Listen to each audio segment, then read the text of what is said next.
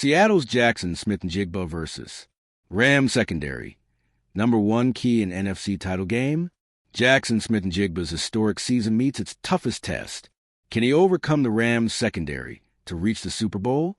Jaxon Smith-Njigba just had arguably the best season ever by a Seattle Seahawks wide receiver in 2025, and he is due for a breakout game in the playoffs. Despite having a touchdown, he had just 19 receiving yards in Seattle's dismantling of the 49ers. But he will get perhaps the biggest opportunity of his young career. So far on Sunday, in the NFC title game against the Los Angeles Rams.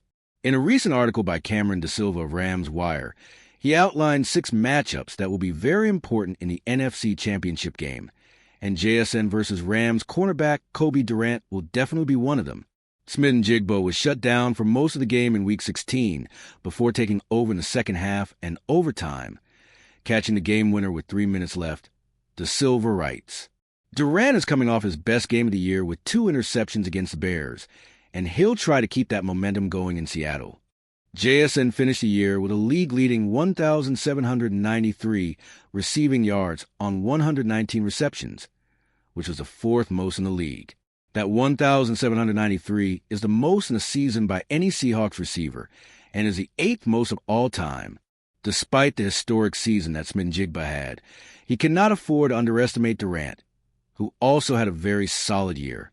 The Rams corner finished 2025 with 40 total tackles, 30 of which were solo. He was also able to show his ball hawking skills with 3 interceptions. And that is not even mentioning the 3 picks that he already has through 2 games in the playoffs. But he is not the only member of the Rams secondary who will be covering JSN, as it will take most of their defense to cover one of the best receivers in football. Smith-Njigba is by far the Seahawks' best offensive weapon, and the Rams can't contain him with just one player. Durant will get help from safeties over the top and Darius Williams, and the other corners will get a crack at him Sunday night, too. The Seahawks have not made it to the Super Bowl since the 2014 season, where they ended up losing the big game to the New England Patriots after Malcolm Butler's interception.